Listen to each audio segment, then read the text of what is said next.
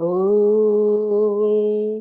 वक्रतुंड महाकाय सूर्यकोटि समप्रभ निर्विघ्नं कुरु मे देव सर्वकार्येषु सर्वदा। गुरुर्ब्रह्मा गुरुर्विष्णु गुरुर्देवो महेश्वर गुरु साक्षात् परं ब्रह्म तस्मै श्री गुरवे नमः। सरस्वती नमस्तुभ्यं वरदे कामरूपिणी विद्यारंभं करिष्यामि सिद्धिर्भवतु मे सदा।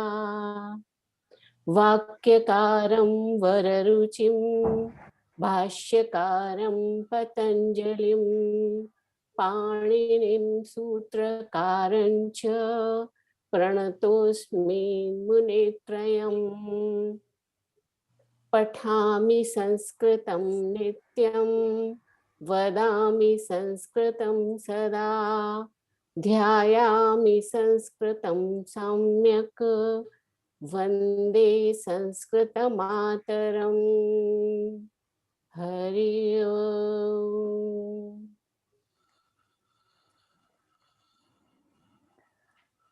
धन्यवादाः। हाँ।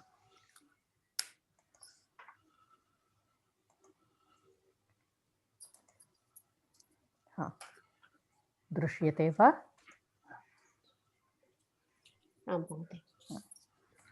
अद्य नूतनविषयं पठामः।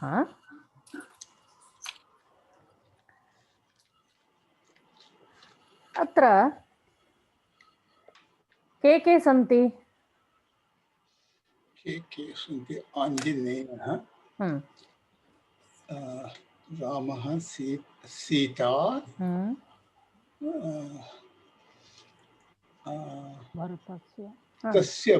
तस्य भक्ताः। कस्य भक्ताः?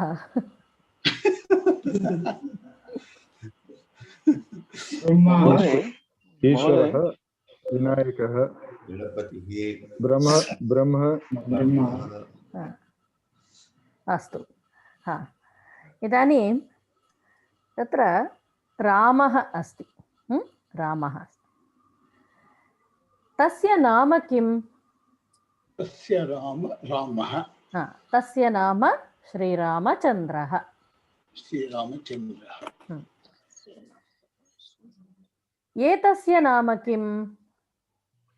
एतस्य नाम आञ्जनेयः। आञ्जनेयः। तस्य नाम किम्? तस्य नामः शिवः। नामः इति नास्ति, नाम। तस्य नाम परमेश्वरः, ईश्वरः। तस्य नाम किम्? ईश्वरस्य पार्श्वे तस्य नाम गणपति।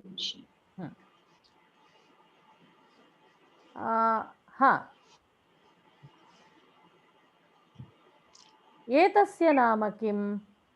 एतस्य नाम ब्रह्मदेवः। महोदय, ब्रह्मः। हेलो, इट इज ब्रह्मः और ब्रह्म? ब्रह्मदेवः अथवा ब्रह्मा,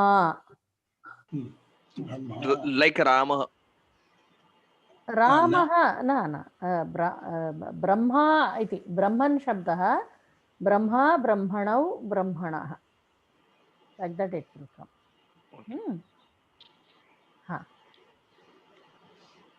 तस्य नाम किम्? श्रीकृष्णः। एतस्य नाम किम्? एतस्य नाम वासुदेवः।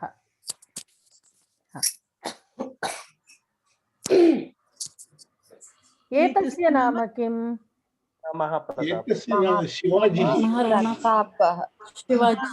राणा प्रतापः। तस्य नाम किम्? तस्य नाम शिवाजी। छत्रपति शिवाजी। शिवाजी। हाँ। तस्य नाम किम्? तस्य नाम भगत सिंह। भगत सिंह। भगत सिंहः। भगत सिंह। हाँ। भगत सिंह। एषः कः? जगदीश डॉक्टर जगदीश चंद्र बोस। हाँ, जगदीश चंद्र बोसः। तस्य नाम किम्? तस्य नाम सर्वपल्ली पल्ली राधाकृष्णन। राधाकृष्णन। हाँ। एतस्य नाम किम्? तस्य नाम विश्वेश्वरय्य। मोक्षगुण्डं विश्वेश्वरय्य। विश्वेश्वरय्य। तस्य नाम किम्? एतस्य नाम किम्? बालगंगाधर तस्य नाम तिलक। रानडे रानडे गोखले और रानडे गोखले। तस्य नाम किम्? तस्य तस्य नाम नाम बाल बालगंगाधर गंगाधर तिलक। तिलक। एषः कः? खुद्दीराम बोस। बिपिन चंद्रपाल इति मन्ये। हाँ। हु? बिपिन चंद्रपाल। हाँ। एषः कः? एषः एषः श्रीमान रतन रतन टाटा। टाटा। रतन टाटा। एतस्य नाम किम्? श्रीमान नरेंद्र दास मोदी। मोदी। अभिनंदन वर्तमान तस्य नाम। हाँ, तस्य नाम। हाँ। तस्य नाम महान वीरः अभिनंदन। हाँ। एषः कः? एतस्य नाम किम्? तुलसीदास। संत ज्ञानेश्वर। संत ज्ञानेश्वर। एषः कालिदासः। कालिदास। एतस्य नाम? नो इज इट? एतस्य नाम कालिदासः। एतस्य नाम जानन्ति वा? बालमुरलीकृष्ण। पंडित रविशंकर। एषः? एतस्य नाम एतस्य नाम पंडित रविशंकर। रविशंकरः। एतस्य नाम येशुदास। एतस्य नाम हरिप्रसाद चौरसिया। न वेणुवादकः प्रसिद्धः एषः अपि। श्रीमान हरिप्रसाद चौरसिया। न रोनु मजुमदार। नाम श्रुतवन्तः वा? बहु सम्यक् वादयति यः अपि। एतस्य नाम किम्? वैद्य। राजेश वैद्यः। तस्य नाम वैद्यः। रामस्य अनुजः लक्ष्मणः। कृष्णस्य जननी यशोदा। बालकस्य अंकनी हरितवर्णः। रामस्य, कृष्णस्य, बालकस्य। अत्र एकैकं कृत्वा वदन्तु, सर्वे मिलित्वा न, एकैकम्। अत्र प्रथमम् अहं कथं करणीयम् इति वदामि, तदनन्तरं भवन्तः कुर्वन्तु। दशरथः अस्ति प्रथमकोष्टके, द्वितीयकोष्टके पुत्रः अस्ति, तृतीयकोष्टके रामः अस्ति। दशरथस्य पुत्रः रामः। एवमेव रामस्य पिता जनक। रामस्य जनकः दशरथ। अस्तु, क्रमेण गच्छामः वा? प्रथमं अनु महोदय अस्ति वा? आं महोदय। अनुपमा वदतु। वसुदेवः पुत्रः श्रीकृष्णः श्रीकृष्णः जनकः वसुदेवः। हा कथं वक्तव्यं? स्य इति योजनीयं किल? It will come like Shri Krishna. वसुदेवस्य पुत्रः श्रीकृष्णः श्रीकृष्णस्य जनकः वसुदेवः। अमी महोदय अस्ति वा? नास्ति। अस्तु, अग्रिमः कः? दिव्या अस्ति वा? अस्तु, दिव्या वदतु। धृतराष्ट्रस्य पुत्रः दुर्योधनः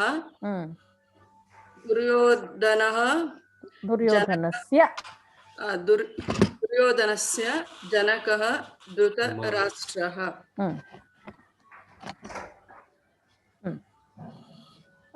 गायत्री महोदय वा गणेश महोदय? Ganesh Dhritarashtra. So I'll take next one. रामस्य पुत्रः लवकुशः।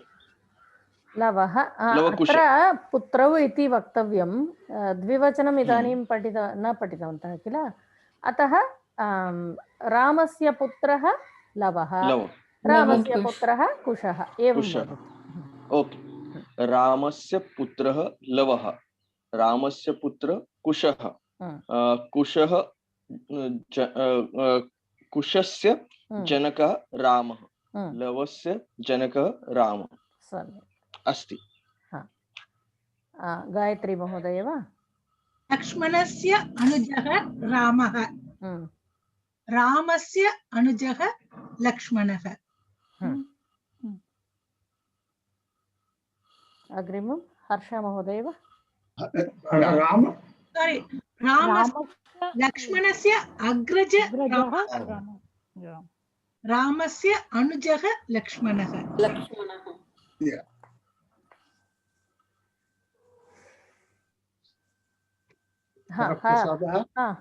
वदतु महोदय। ओके, बलरामः न बलरामस्य अनुजः श्रीकृष्णः, श्रीकृष्णस्य अग्रजः बलरामः। अस्तु, इदानीं अग्रिमः कः? रामकृष्णस्य शिष्यः विवेकानन्दः, विवेकानन्दस्य गुरुः रामकृष्ण। सम्यक्।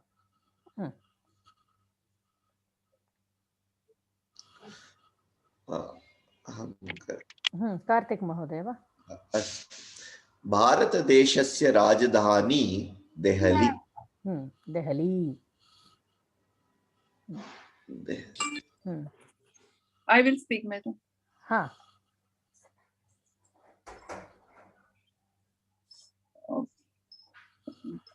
विद्यालयस्य नाम विद्यालयस्य नाम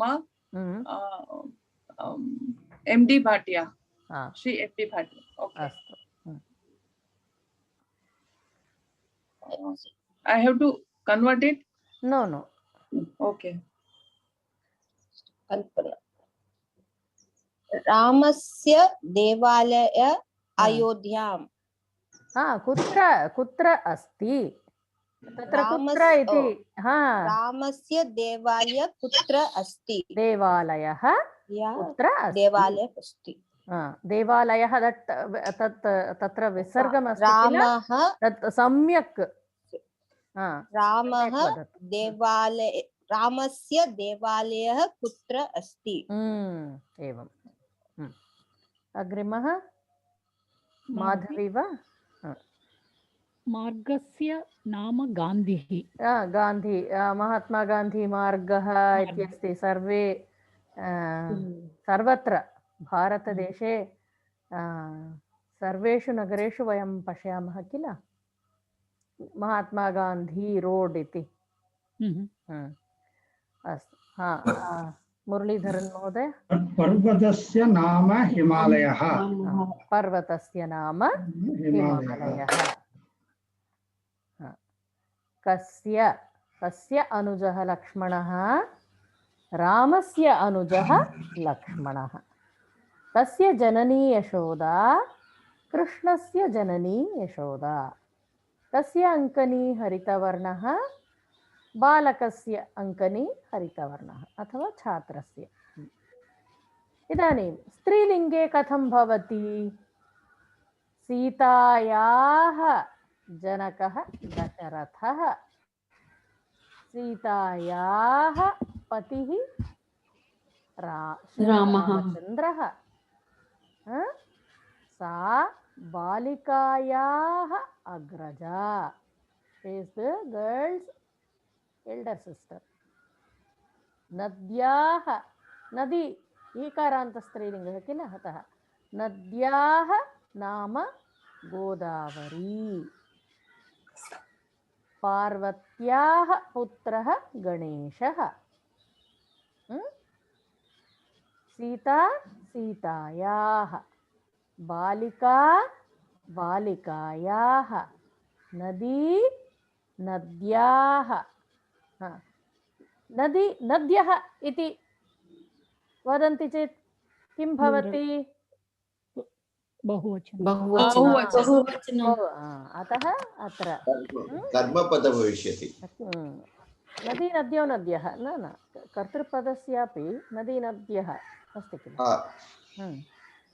पार्वती पार्वत्याः। अतः दीर्घम् अपि वक्तव्यं, तदनन्तरं विसर्गमपि न विस्मरणीयम्। हा, इदानीं अग्रिमः कः? निर्मल महोदय वा? Just once, can I see the previous slide? Just once. Ha. Yeah, okay. द्विचक्रिकायाः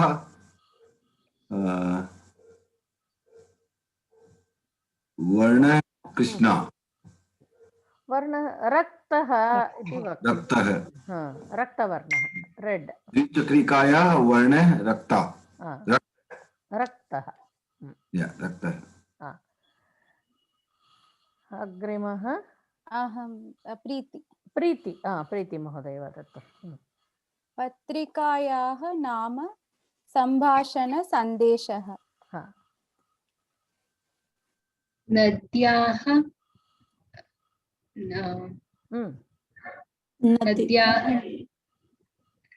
नद्याः नाम कृष्णा। नद्याः नाम कृष्णा वक्तुं शक्यते। तदनन्तरं नद्याः वर्णः। वदतु महोदय। अत्र न दत्तं वर्णः, विवर्णः इति वक्तव्यं। Krishna is a river. Krishna एक नदी। Krishna is a river. अग्रिमः कः? Draupadi. Ramesh. So that is correct, right? नद्याः नाम कृष्णा। आम् आम्, अत्र अन्यद् एकम् आसीत्, तद् नद्याः पति श्रीकृष्णः। न महोदय, कृष्णा एक नदी अस्ति। Krishna is the river. Krishna नदी। No, श्रीकृष्णः। न I am talking about Shri Krishna. अस्तु अस्तु। No, actually one more word, vivarnah iti asit, maybe in the next slide I think. नद्याः पति श्रीकृष्णः। नद्याः पति Draupadi. No, if you remember, when Janak was carrying Krishna at that time, that Nadi says, you are back. I am blessed with having you to meet. So I don't know. Oh, maybe No, my no. astrology some. It is not That funny. that is Sagara, right? That is some ocean. That is different, but here that cannot be applied. Nadinam. Grammatically, it's correct only, right? Yes, Nadi, yes. Nadyaha Nama Krishna. तत्तु सम्यक् तत्र चिन्ता नास्ति किन्तु द्रौपदी अग्रिमक रमेश महोदय वा आं महोदय द्रौपद्याः पति वा पतिः द्रौपद्याः पतिः अर्जुनः आचार्य महोदय अहम् एकं प्रश्नं पृच्छामि नाम तत् कः किं लिङ्गः नामन् इति नपुंसकलिङ्गः नामन् शब्दः अतः नाम इति भवति नाम नामनि नामानि इति भवति but nama is what I mean, it doesn't end in a visarga, it doesn't end in a nakara or nakara, so it is not napumsakalinga, and it doesn't extend in strilinga. No, I didn't understand your question. What I think he's asking, what gender is the napumsakalinga. Napumsakalingameva. If it is napumsakalinga, it should be namam. But the root may be Raman, Naman. See, many times what happens is the root word would be different from what is there in the Vibhakti chart. Okay, which Vibhakti is this? This is Prathama Vibhakti eva. Prathama is namam. That we will discuss later. I have told you, right now you have to use nama only. Let us worry about those things later. Okay. Now, for the time being, this is enough. Okay. Can I say? Yes. Parvatyaha putraha Skandaha. Parvatyaha putraha Skandaha. Skandasya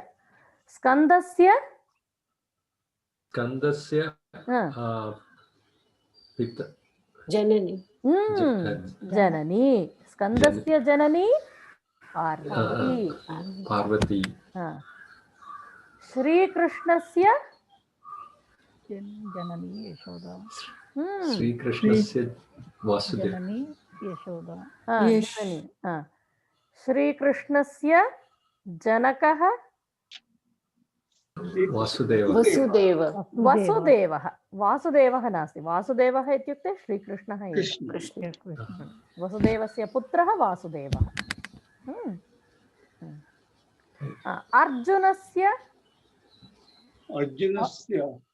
pitaha Arjunasya Patni Draupadi. Arjunasya Janakaha Pandu.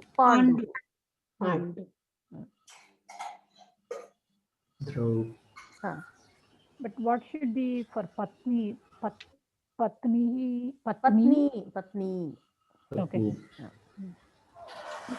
And Bharya is also there for Patni. Bharya is also. Many words are there. For to say wife, we have Arya. Bharya is there. Then one I don't remember. I will tell you later. Kasyaha Janakaha Dasharathaha. Sitayaha Janakaha Dasharathaha. Sa Kasyaha Agraja. Sa Balikayaha Agraja. Tasyaha Nama Godavari. नद्याः नाम गोदावरी। कस्याः पुत्रः गणेशः? पार्वत्याः पुत्रः गणेशः। इदानीं नपुंसकलिङ्गे महोदय in the previous slide तस्य दशरथः न भविष्यति, तत्र जनकः भविष्यति। आम् आम् आम् सम्यक् सम्यक्, आं महोदय। सीतायाः श्वशुरः दशरथः। टङ्कणदोषः। Some Sita and some Dasharatha. Let us not take it as Ramayana. Yeah, some Sita, some Dasharatha. Some Sita and some Dasharatha. It's okay. Right. अस्तु। नक्षत्रस्य अत्रापि टङ्कणदोषः अस्ति। नक्षत्रस्य नाम अरुन्धती। कन्दुकस्य रूपं गोलं। नाणकस्य मूल्यं 1 रूप्यकम्। नक्षत्रं नक्षत्रस्य, कन्दुकं कन्दुकस्य, नाणकं नाणकस्य। इदानीं कः राजमहोदय वा? Can you please show previous slide for a minute or few seconds? It will be nakshatra saya. It will No, sya. Sya eva. Sya. पुंलिङ्गं नपुंसकलिङ्गं समानमेव। आम्।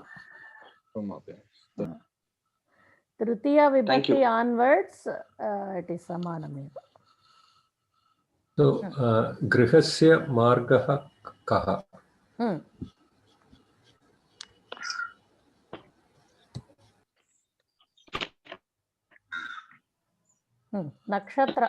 नक्षत्रं तत्रापि टङ्कणदोषः।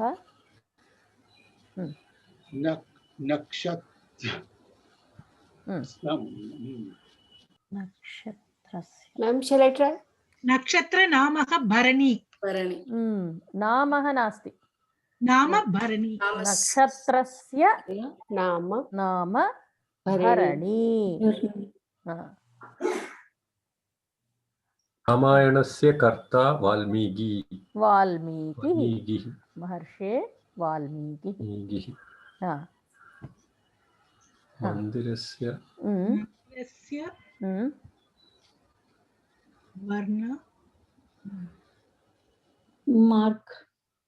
मार्गः कः?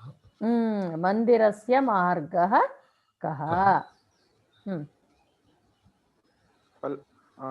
फलस्य नामः नारिकेलः। फलस्य नाम नारिकेलः। Is it Phalasya Nama? Nama. Okay. जलस्य वर्णः विवर्णः। जलस्य वर्णः विवर्णः। Vivarnaha means what? No color. No color. Okay. तत्र गृहस्य नाम श्रीसदनम् इत्यपि वक्तुं शक्यते। कस्य नाम अरुन्धती? नक्षत्रस्य नाम अरुन्धती। कस्य रूपं गोलं? गोलं। कस्य मूल्यं 1 रूप्यकं?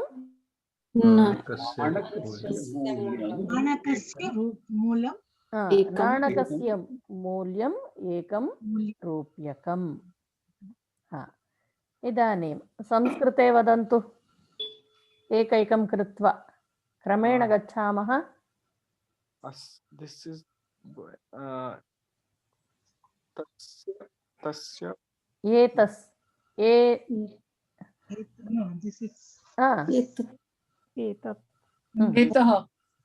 एतः नास्ति महोदय।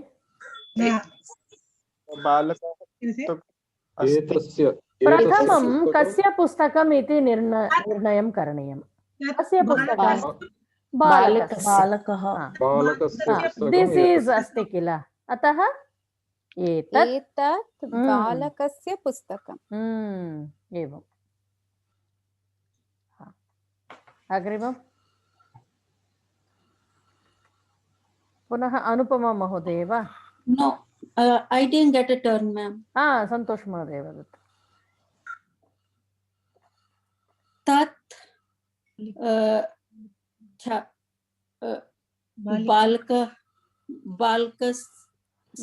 गर्ल that's बालिकायाः बालिकायाः बालिकाः फलं।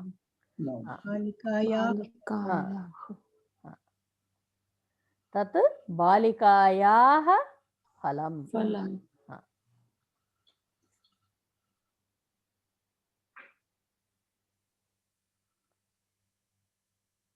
सः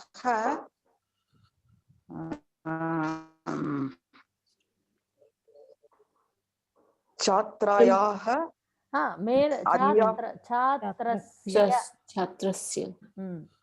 छात्रस्य अध्यापिका अध्यापिकः शिक्षकः अध्यापकः।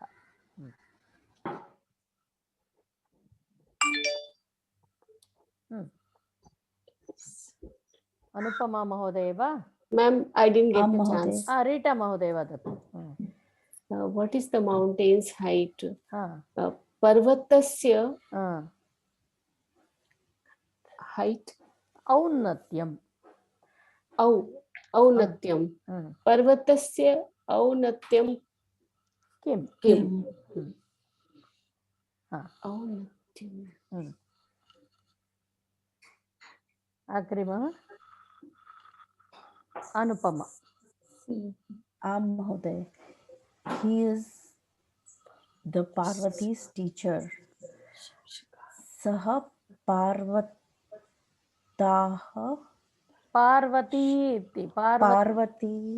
पार्वती शिक्षकः। तस्य कथं भवति तस्याः?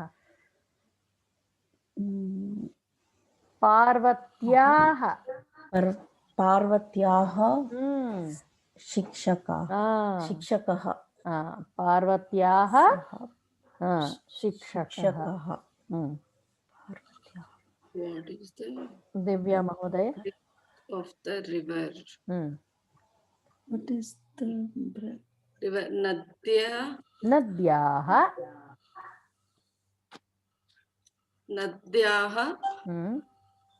विस्तारः। नद्याः विस्तारः किं? कः विस्तारः कः? नद्यां विस्तारः कः? नद्याः विस्तारः कः?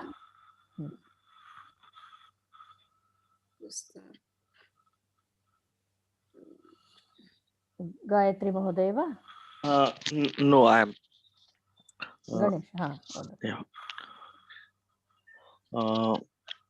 रामः अग्रजः अग्रज कस्य अग्रजः?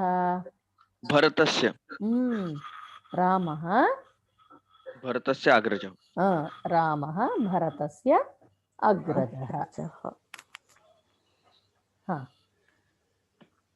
गायत्री महोदय? Sita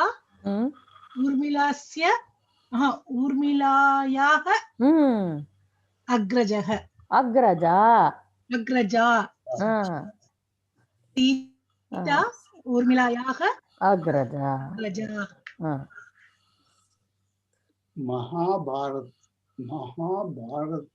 Bharata's writer is Ganesha. Mahabharatasya लिपिकारः Shri गणेशः। लेखकः इति अपि वक्तुं लेखकः। महाभारतस्य कर्ता कः? श्री व्यासः।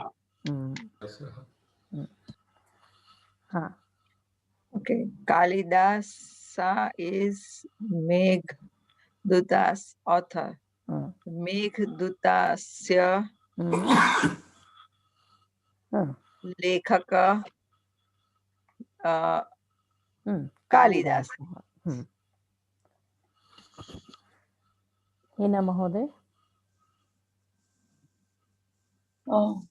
The boy's mother will come tomorrow. Balakasya janani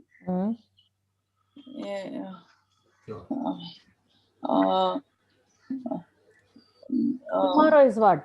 Tomorrow is Shwaha. And Gamishyati will come. Agamishyati. Agam. Balakasya Janani Swaha agachami. Gamishyati. Agamishyati.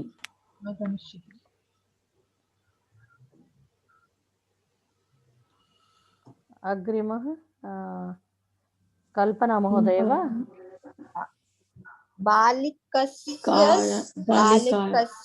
बालिकाया अनुजाः श्वः धाविष्यन्ति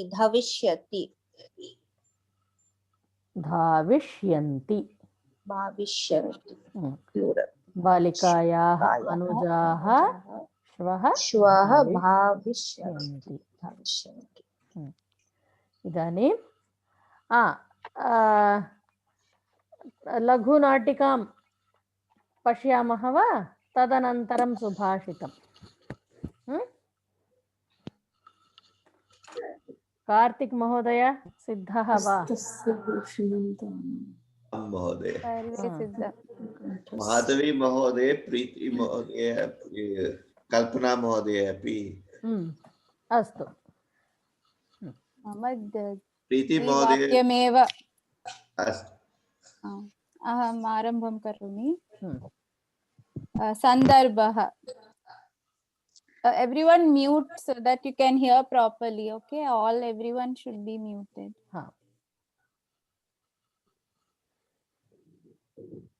आरम्भं करोमि वा? सन्दर्भः गतसप्ताहे गुरुवासरे माधवी कल्पना प्रीतिः कार्तिकः च अन्तर्जालमाध्यमेन मिलितवन्तः आगामी कक्षायाः वार्तालापस्य निश्चयनार्थम् इदानीं तत्र किं वर्तेत इति जानीमः Madhavi Hello, hi, how are you all? I am very well, thank you. I am also fine. सम्यक् अस्मि महोदय अस्तु वयं सर्वे संस्कृतस्य अध्ययनं करिष्यामः किल अत्रापि वयं संस्कृतेन एव वदामः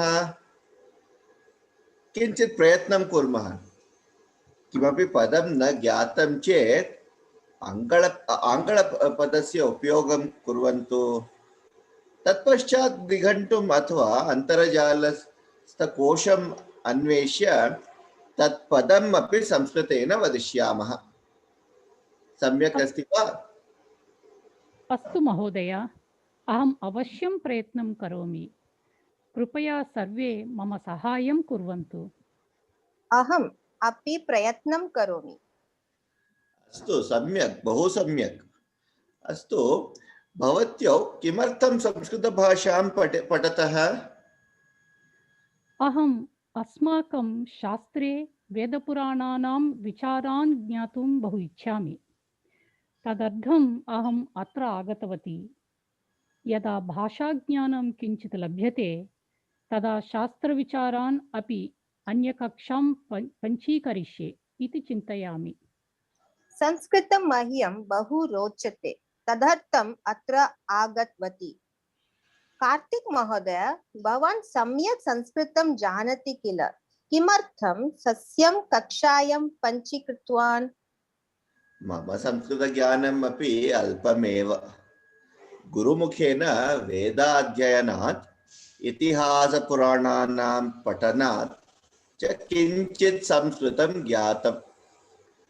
परन्तु केनापि व्यवस्थितरूपेण संस्कृतं न पठितवान्।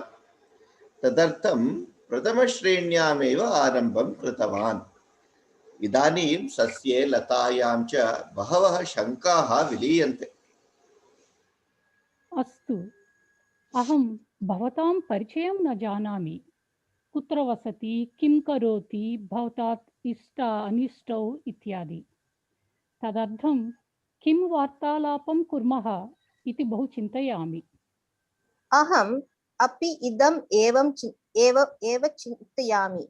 माधवी, भवती कुत्र वसति? अहम् ओहायो राज्ये कोलम्बस् नगरे वसामि। ओहो, ओहायो राज्ये वा? भवती ओहायो राज्यस्य विश्वविद्यालय दीक्षां प्राप्तवती वा? न महोदये, अहम् एथेन्स् नगरस्थितात् ओहायो विश्वविद्यालयात् दीक्षां प्राप्तवती।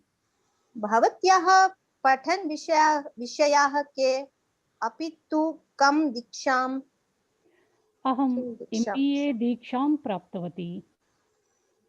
ओ, इदानीं भवती किं करोति? इदानीम् अहम् ओहायो राज्यस्य सर्वकारस्य विभागे कार्यं करोमि। कल्पना महोदये, भवत्याः परिचयं वदतु। अहं कल्पना। ओ महोदये, भवती सम्यक् कल्पयति।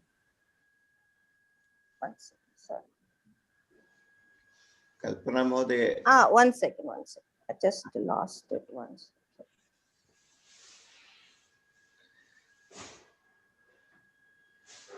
आम्, अहं विश्वशान्तिं सदा कल्पयामि, परन्तु मम गृहस्य बहिः सदा कोलाहलम् एव अस्ति।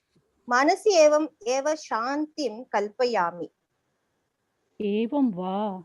कुत्र वसति भवती? अहं चेन्नै नगरे वसामि। बहु सम्यक्। अहं मूलतः विजयवाड़ा नगरवासिनी। भवती शनि-रविवासरौ किं करिष्यति? किमपि अधिकं नास्ति, परन्तु आगामि शनिवासरे बहुदिनेभ्यः पर्यन्तं कुटुम्बेन सह वेलचार्यं स्थित फीनिक्स् माल् गमिष्यामि इति चिन्तयामि। ओहो, उत्तमम्। अस्तु, केवलम् आपणदर्शनार्थं गमिष्यति वा अथवा क्रीणितुम् अपि इच्छति वा? तत्र शाटिकात्रयम् अथवा शाटिकाचतुष्टयं क्रेष्यामि। काञ्चीपुरस्य, मैसूरुनगरस्य च कौशयशाटिकाः अहम् इच्छामि। उत्तमम् उत्तमम्। धर्मवरस्य, गद्वालस्य, सम्बल्यपुर्याः च शाटिकाः मह्यं रोचन्ते। आम्, सम्बल्पुर्याः शाटिकाः बहुमूल्याः। भवती शाटिकाः क्रीत्वा किं कर्तुम् इच्छति? तदनन्तरं तत्र एव वयं चित्रमन्दिरे चलनचित्रं द्रक्ष्यामः।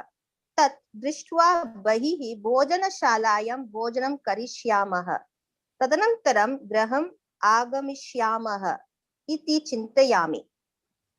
अस्तु, वेलचेर्याः अन्नपूर्णा भोजनशालां बहु उत्तमम् अस्ति इति श्रुतवती। तत्र भोजनं खादन्तु। अस्माकं संस्कृतकक्षायाः मित्रं श्री मुरलीधर महोदयः एकवारम् उक्तवान्। धन्यवादः महोदये, अवश्यं खादामि। भवती किं करिष्यति? गतवर्षे कोविड रुग्णः समयारभ्य मम जीवनं बहु साधारणमेव चलति स्म। अत्र काश्चन भोजनशालाः अथवा चित्रमन्दिराणि चलष्यन्ति। उपरि गतमासे अष्टाङ्गुलसमानं हिमपातम् अपि अभवत्। मम गृहम् एव स्वर्गं, मम पाकम् एव अमृतम्। ओहो, अत्र प्रीतिमहोदये, कार्तिकमहोदये च अपि स्तः किल? अहं विस्मृतवती। आं महोदये, आवां ध्वनिनिग्रह यन्त्रं मूकयित्वा भवत्योः सम्भाषणं श्रुतवन्तौ। अस्तु, वयम् अत्र कानपि अन्यविचारानपि चर्चां कर्तुम् आगतवन्तः किल? आम् महोदय, अहं समयं न दृष्टवती। मङ्गलवासरे किं करिष्यामः? एकां तेन्नालीरामस्य कथां प्रेषितवती। करिष्यामः वा? अहं तद् दृष्टवान्। तत्र सूत्रधारस्य वाक्यानि बहु अधिकं सन्ति, तदर्थं मास्तु इति मन्ये। ऐडिया। इदानीम् अस्माकं सम्भाषणं सम्यक् आसीत् किल? इदम् एवं किमर्थं मङ्गलवासरे अपि कक्षायां पुनः न प्रकटयामः? आम् महोदय, इदं सम्यक् भविष्यति। भवती बहु बुद्धिमतीम् अस्ति। बहु उत्तमं विचारः। प्रीति महोदये, भवत्याः कः विचारः? आम्, उत्तमं भविष्यति।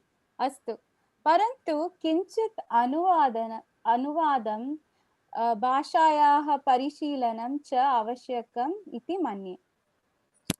चिन्ता मास्तु, सर्वे मिलित्वा करिष्यामः। माधवी कल्पना च महोदयाभ्याम् एकवारं एतं वार्तालापम् आङ्ग्लभाषायां लिखित्वा प्रेषयतः।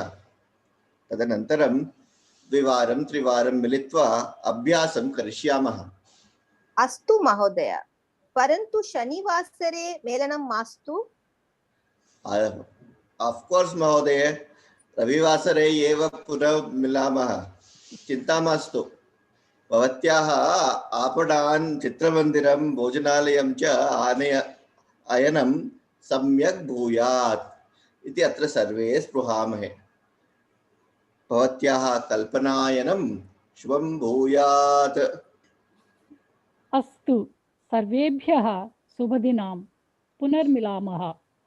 अस्तु, पुनर्मिलामः।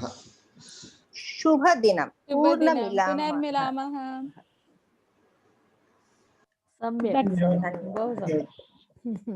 That's how our conversation. Excellent.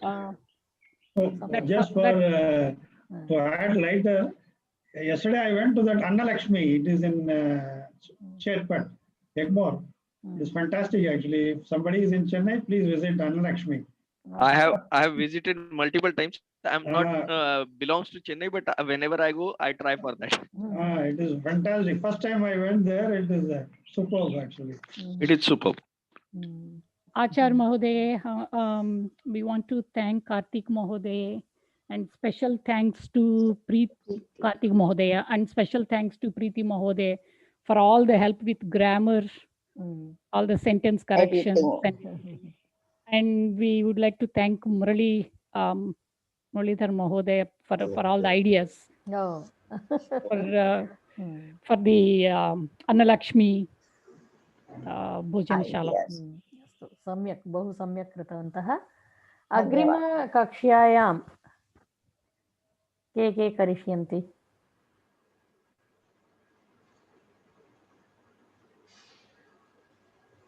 Muraleedharan महोदय, निर्मल महोदय, तदनन्तरं प्रिया महोदय वा? अहं प्रीति महोदय। चत्वारः। माधुरी मीनाक्षी ते मीनाक्षी अहं न जानामि। माधुरी तु सायङ्काले। कविता महोदय, हीना महोदय, हीना डन राइट? हीना महोदय इज डन। हर्षा महोदय डन।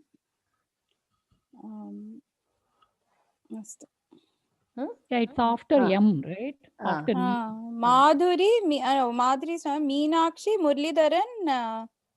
मीनाक्षी यदि आगच्छति चेत् अग्रिमकक्षायां।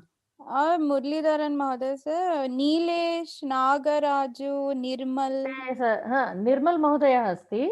निरञ्जन महोदय, तस्य तु अहं न जानामि। इदानीं यः कोऽपि अत्र सन्ति तेषामेव स्वीकुर्मः। अस्तु अस्तु। कक्षायां यः कोऽपि अस्ति सः एव करोति इति। अतः मुरलीधरन् महोदय, निर्मल महोदय, तदनन्तरं प्रिया, प्रीति। प्रीति भवती एव। अस्तु, सुभाषितं पश्यामः वा? Can I read? हाँ महोदय, अन्ये सर्वे म्यूट् मध्ये भवन्तु। हस्तस्य भूषणं दानं, सत्यं कण्ठस्य भूषणं, श्रोत्रस्य भूषणं शास्त्रं, भूषणैः किं प्रयोजनम्? Partly I can say hastasya dhanam is the bhushanam for the person to give. Giving is a thing. Satyam is the kantasya means throat. Throat. You have to speak only truth. Stotrasya bhushanam shastram. Shastram is the ultimate for stotram.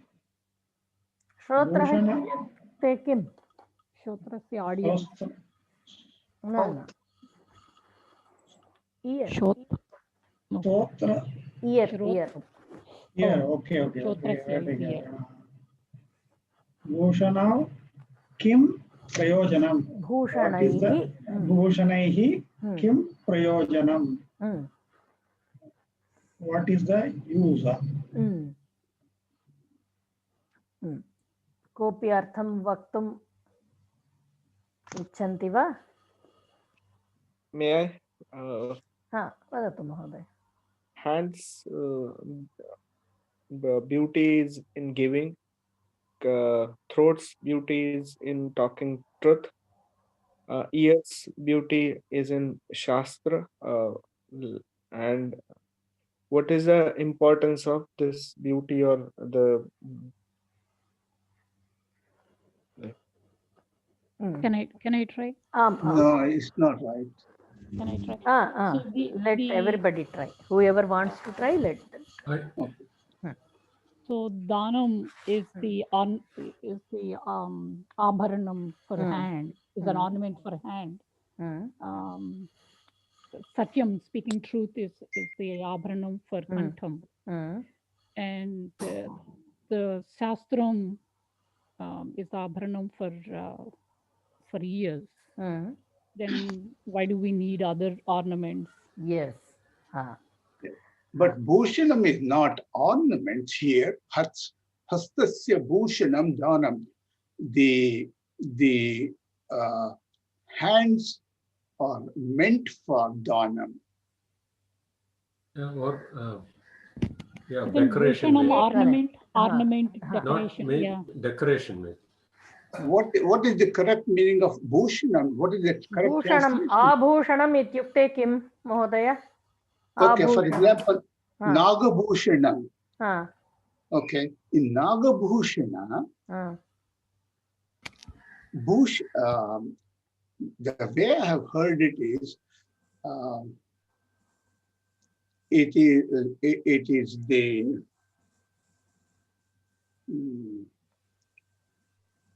it is some kind of a significance of something precious. एवं नास्ति महोदय। नागभूषणम् इत्युक्ते नागः भूषणं यस्य सः नागभूषणः। नागभूषणः नागम् आभरणम् इव यः धरति सः नागभूषणः, ईश्वरः। Oh, Nag, I see. Okay. इदानीम् अत्र अस्मिन् सुभाषिते क्रियापदं किम् अस्ति? प्रयोजनं। प्रयोजनं क्रिया दानम् is kriya. अस्ति अस्ति अस्ति इति क्रियापदम् भवति अथवा भवति अस्ति स्वीकुर्मः अत्र अस्तु प्रथमपादं स्वीकुर्मः हस्तस्य भूषणं दानं दानम् अस्ति अस्ति हस्तस्य भूषणं दानम् अस्ति किमस्ति दानम् अस्ति दानं न भूषणम् अस्ति भूषणमस्ति किमस्ति भूषणमस्ति तस्य भूषणं हस्तस्य भूषणम् अस्तु एवमपि वक्तुं शक्यते दानम् अस्ति दानं किम् अस्ति पुनः दानं किम् अस्ति दानं भूषणम् अस्ति दानं कस्य भूषणम् अस्ति दानं हस्तस्य भूषणम् एवमेव सत्यं कण्ठस्य भूषणं तत्रापि क्रियापदं किम् अस्ति अस्ति सत्यं कण्ठस्य भूषणम् अस्ति किम् अस्ति भूषणम् अस्ति कस्य भूषणम् अस्ति कण्ठस्य तत्र सत्यं योजनीयं तदनन्तरं कस्य भूषणम् इति आगच्छति प्रथमवारं किमस्ति भूषणमस्ति किं भूषणमस्ति सत्यं भूषणम् सत्यं कस्य भूषणमस्ति सत्यं कण्ठस्य भूषणम् अस्ति अग्रिमं तृतीयपादं स्वीकुर्मः श्रोत्रस्य भूषणं शास्त्रम् क्रियापदं किम् अस्ति किम् अस्ति शास्त्रम् अस्ति भूषणम् अस्ति भूषणम् अस्ति किं भूषणमस्ति अथवा शास्त्रमस्ति एवमपि स्वीकर्तुं शक्यते शास्त्रमस्ति शास्त्रं किम् अस्ति शास्त्रं भूषणम् अस्ति शास्त्रं भूषणं शास्त्रं कस्य शास्त्रं कस्य भूषणमस्ति शास्त्रं श्रोत्रस्य भूषणम् अस्ति इदानीं चतुर्थपादमस्ति भूषणैः किं प्रयोजनम्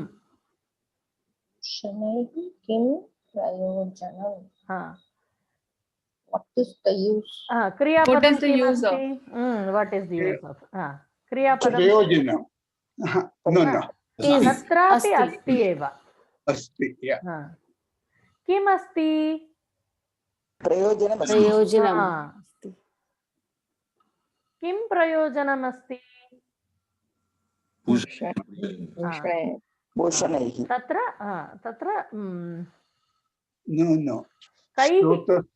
श्रोत्रस्य हस्तस्य कण्ठस्य न अत्र भूषणे आभूषणानि आभूषणैः किं प्रयोजनम् इति अर्थः What is abhushana?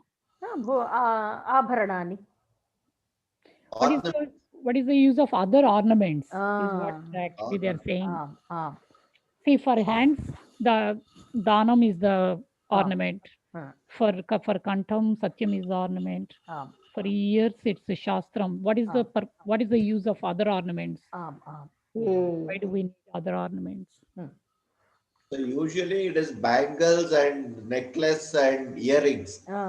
Instead of that, what is the use of all these when you have this danam and satyam and shastra? सर्वदा किं भविष्यति वयं चिन्तयामः हस्ते कङ्कणम् अस्ति चेत् बहु सम्यक् भविष्यति इति कण्ठहारं भविष्यति चेत् इतोपि सम्यक्। तदनन्तरं कर्णकुण्डलानि सन्ति चेत् बहु अत्युत्तमम् इति वयं चिन्तयामः। किन्तु तेषां प्रयोजनं नास्ति। हस्तस्य भूषणं दानमेव भविष्यति। कण्ठस्य भूषणं सत्यमेव भविष्यति। श्रोत्रस्य भूषणं शास्त्रमेव भविष्यति। अतः अन्यभूषणैः निष्प्रयोजकानि इति न आवश्यकम्। न आवश्यकम्। अग्रिमम्।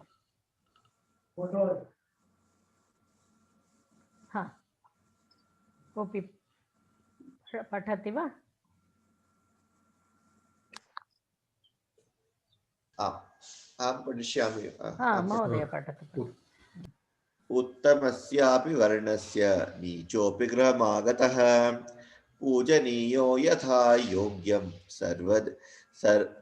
सर्वदेवमयोतिथिः। इदानीं पदविभागं कर्तुं शक्यते वा? उत्तमस्य अपि वर्णस्य नीचः अपि गृहमागतः पूजनीयः यथा योग्यं सर्वदेवमयः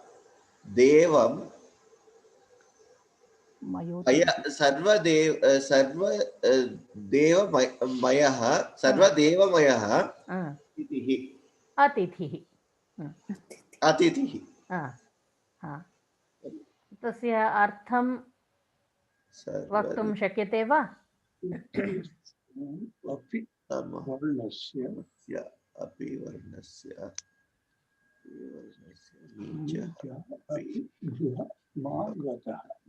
अस्तु।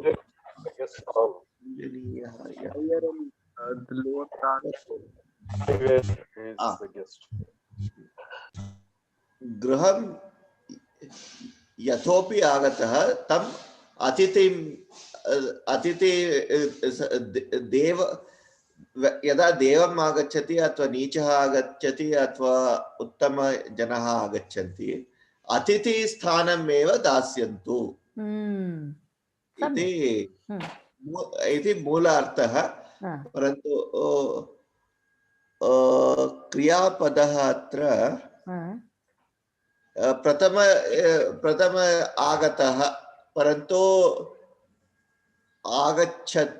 आगच्छतः। तत्र किं करणीयम् इत्युक्ते प्रथमं तेषाम् अन्वयं करणीयं। तत्र उत्तमस्य अपि वर्णस्य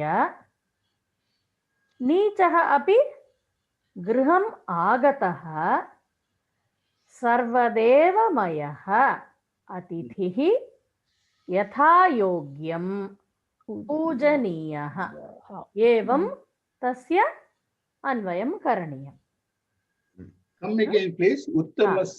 उत्तमस्यापि वर्णस्य नीचः अपि गृहमागतः सर्वदेवमयः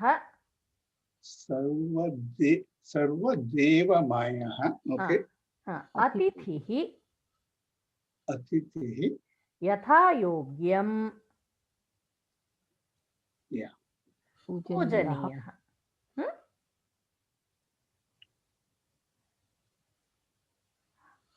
तत्र क्रियापदमस्ति वा? भवति। कः भवति? पूजनीयः भवति। कः पूजनीयः भवति? गृहमागतः पूजनीयः भवति। तत्सर्वं न, एकमेव पदम् अतिथि। अतिथिः पूजनीयः भवति। पुनः कीदृशः अतिथिः पूजनीयः भवति? उत्तमस्य वर्णस्य सर्वदेवमयः अतिथिः।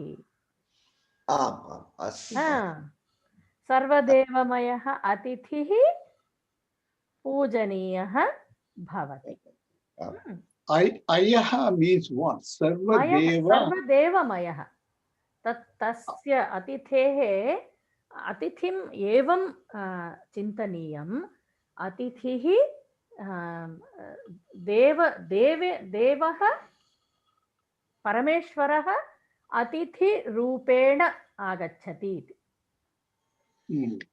देवमयः तस्मिन्नेव देवाः सन्ति इति.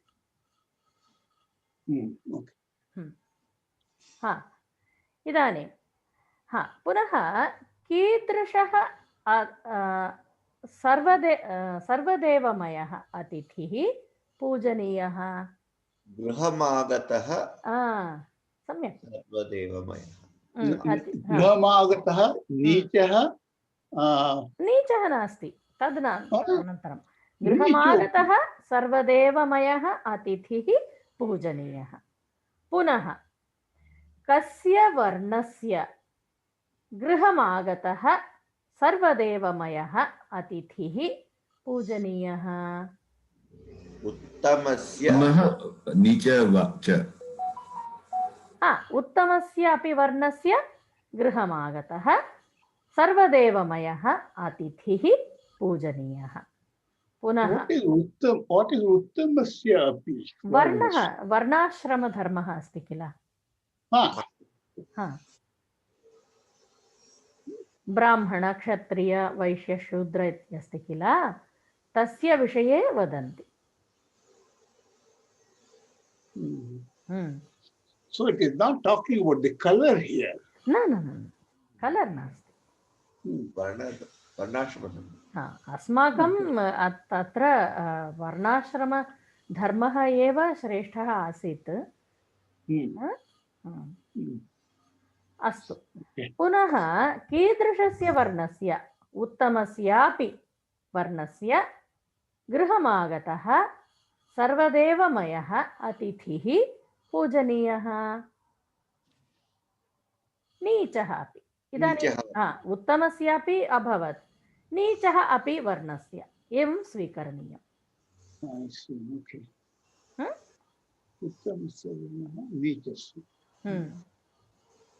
अवगतम्? द्विवारं पठन्ति चेत् सम्यक् अवगच्छन्ति.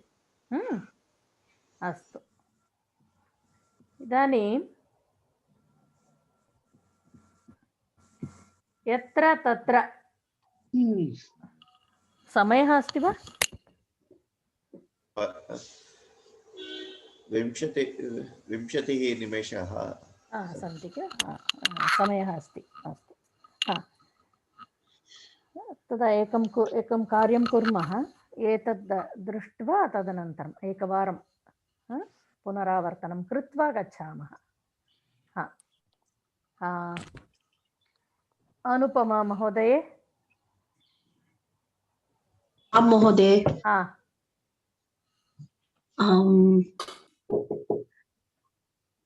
I'll start from the beginning, महोदय. आम्. सः कः? सः सिंहः. सा का? सा लेखनी. तत् किं? तत् वनम्.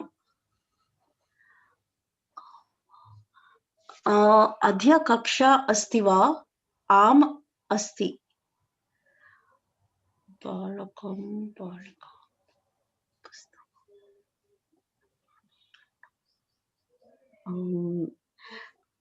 कति सन्ति?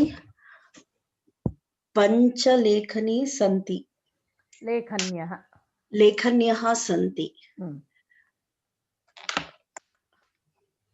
बालकः कदा पठति? बालकः प्रातःकाले पठति. पर्वतः कुत्र अस्ति? पर्वतः अन्यत्र अस्ति.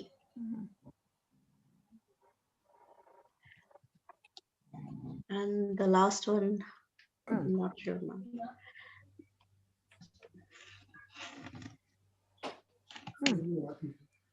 पुस्तकस्य नाम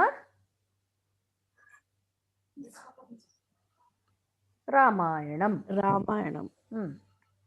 अस्तु, अग्रिम दिव्या महोदय.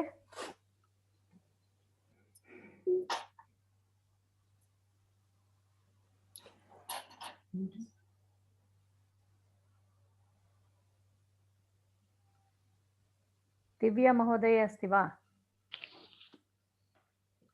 शीघ्रं शीघ्रं करणीयम्.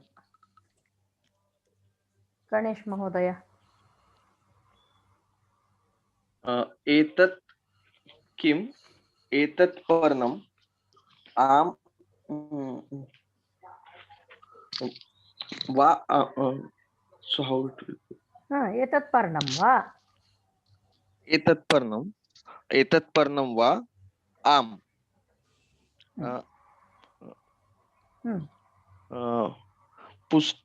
पुस्तकं किम्?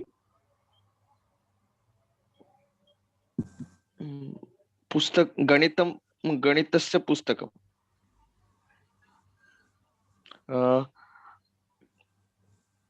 कति? अष्ट. I'm sorry, I'm not able to.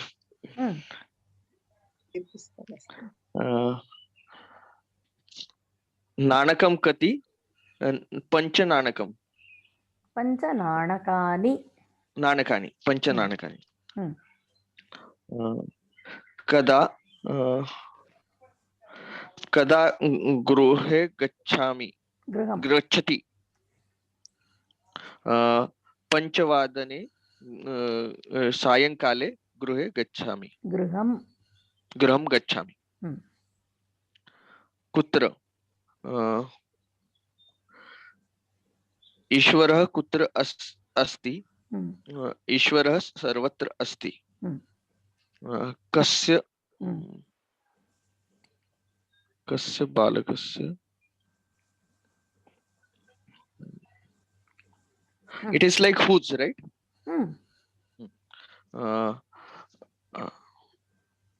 पुस्तिका कस्य अस्ति? बालकस्य पुस्तिका अस्ति. Thank you. गायत्री महोदय. सा नाम किम्? सा नामः चित्रा. तस्याः नाम. No, sa. I'm going for the first one. सा का. सा गायिका.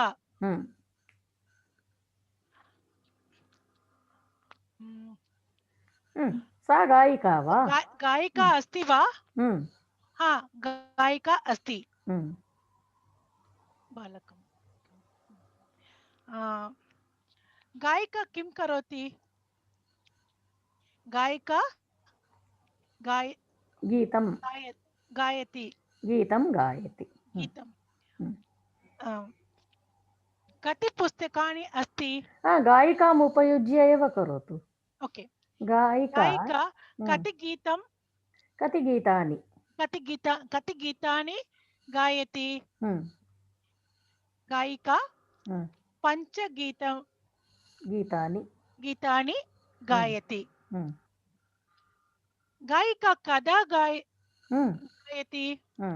गायिका प्रातःकाले गायति. गायिका कुत्र गायति? गायिका विद्यालये गायति. गायिकायाः नाम गायिकायाः नाम किम्? गायिकायाः नाम गायिकायाः नाम चित्रा. सम्यक्, बहु सम्यक्. हर्ष महोदय. हरप्रसाद महोदय. हरप्रसाद महोदय. अहं न करोमि. किमर्थं? मम कोष्ठके एकः शिशुः अस्ति.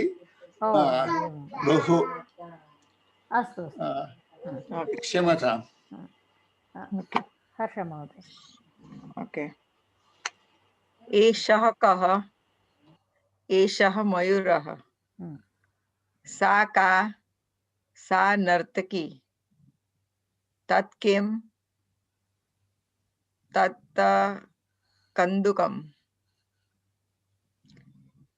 तत् कन्दुकं वा? आम्, तत् कन्दुकम्.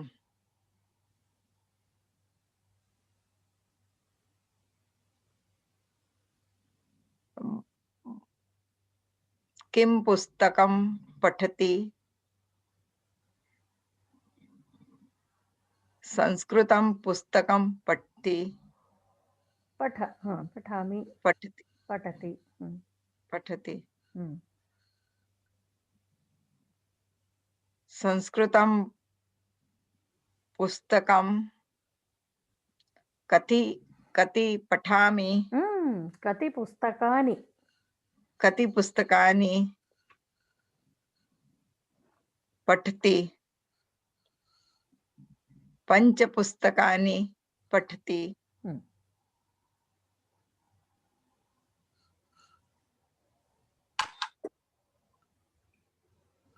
पुस्तकानि कदा पठति. पुस्तकानि प्रातःकाले पठति.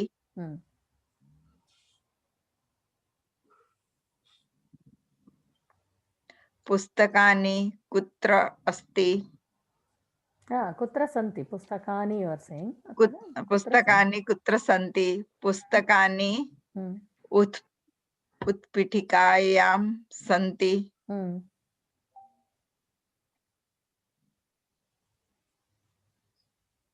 पुस्तकस्य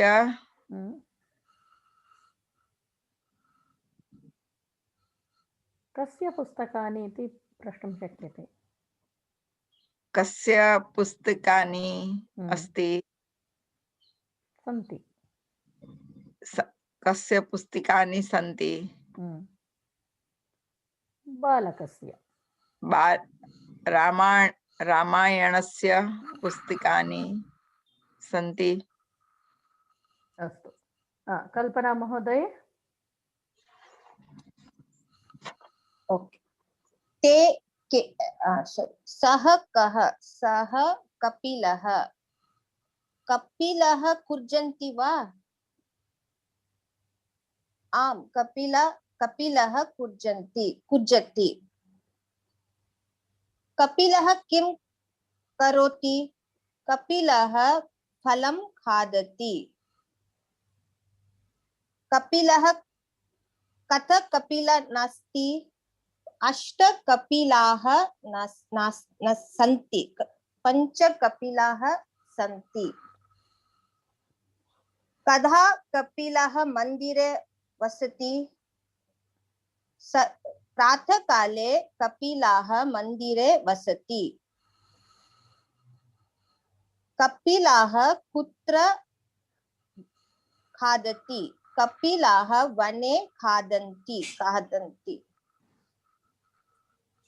कपिलस्य इदानीं कपिलः इत्युक्ते किं महोदय?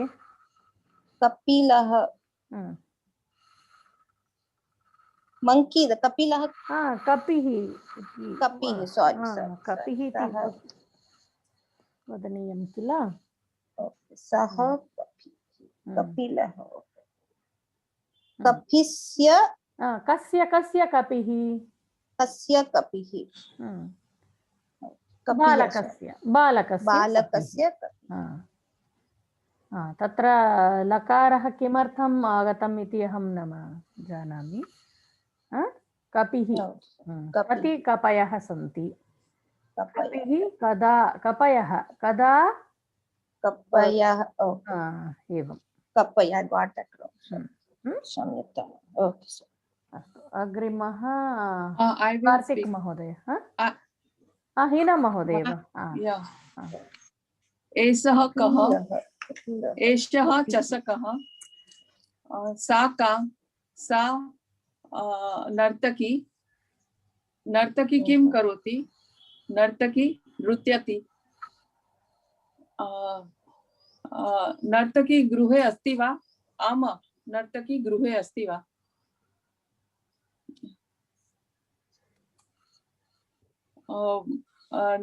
नर्तकी किं करोति नर्तकी नृत्यति कति नर्तक्य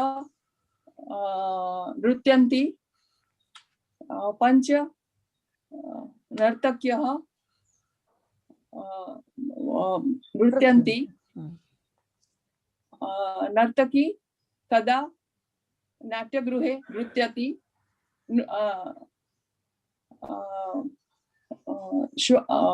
नर्तकी स्वः प्रातःकाले नाट्यगृहे नृत्यन्ति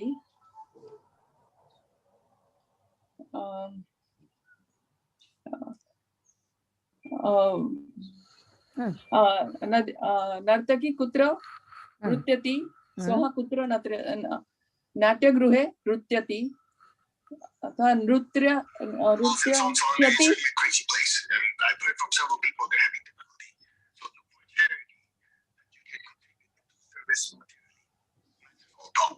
Who is that? Mute.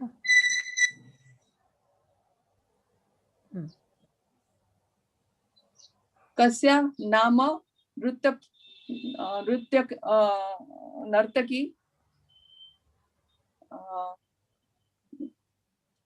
Sita नामस्य नर्तकी ही अस्ति Is it right? No, तत्र what do you want to say? किं वक्तुम् इच्छति? What is the name of the नर्तक्याः नाम किम्? नर्तक्याः नाम किम्? नर्तक्याः दीर्घमस्ति नर्तक्याः नाम किम्? अग्रिमः माधवी महोदय वा? कार्तिक महोदय एषा का एषा पृथिवी पृथिवी सूर्यमण्डले अस्ति वा आम् पृथिवी सूर्यमण्डले अस्ति पृथिव्याः आकारं किं पृथिव्याः आकारं गोलम्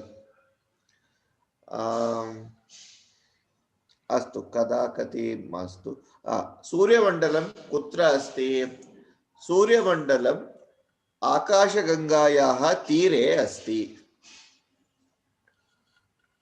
अस्तु कथा कदी कति कदा न करिष्ये ओके वने आकाशगंगायां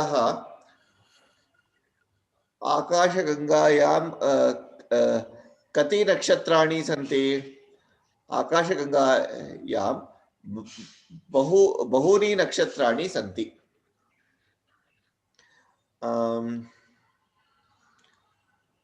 कदा कदा I will let go कदा न करिष्यामि नक्षत्राणि कदा नक्षत्राणि कदा कदा दृश्यते नक्षत्राणि रात्रौ दृश्यते अस्तु मुरलीधरन् महोदय वा माधवी जिज्ञासा वा गोलं वा पृथ्वी महोदय पृथ्वी गोलकं वा गोलं वा द्वयमपि साधु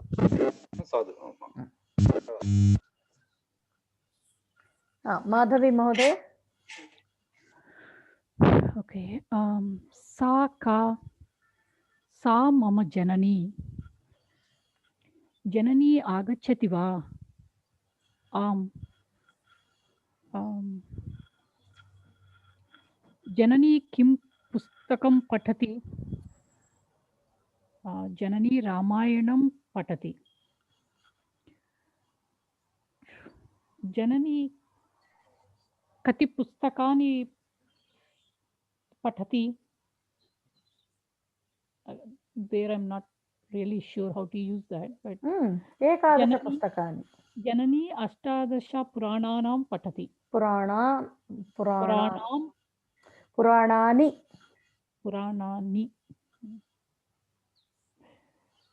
If I say Janani Ashtadasha Puranani Patishyati, is that also correct? Janani Kada Patati? Pritidinam Pratakale Patati.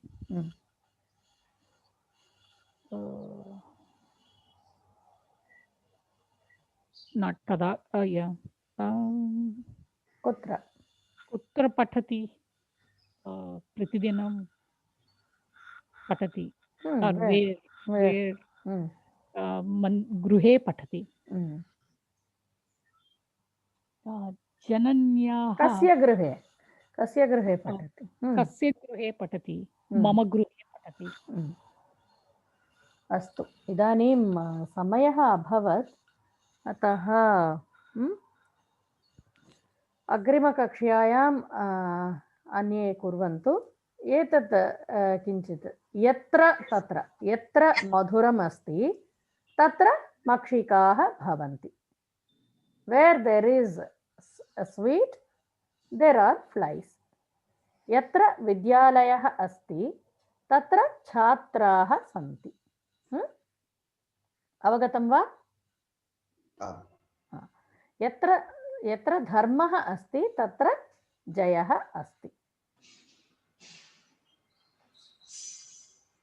अभ्यासः अस्ति अस्य, किन्तु समयः अभवत्, अतः अग्रिमकक्ष्यायाम् एतत् अभ्यासं कुर्मः. धन्यवादः महोदय.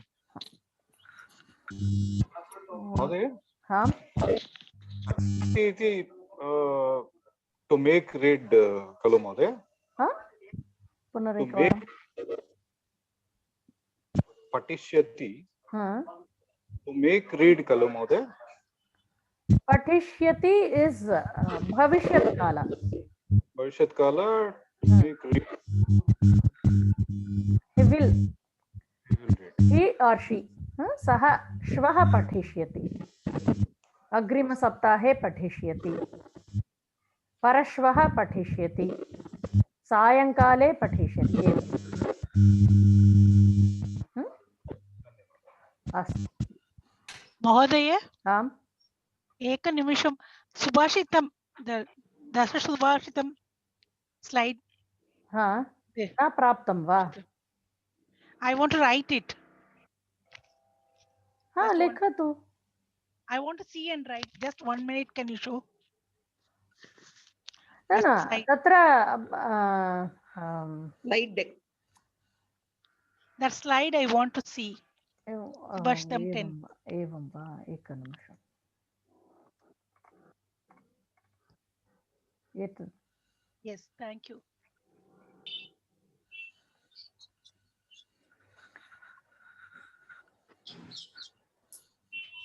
अस्तु, समापयामः वा? 1 minute.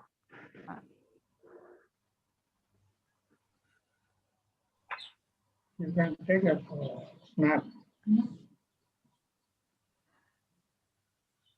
The idea I gave. तत्र सुभाषितं सर्वे अवगच्छन्ति किल? क्लेशः अस्ति वा? Thank you. धन्यवादः महोदय. I've taken a snap.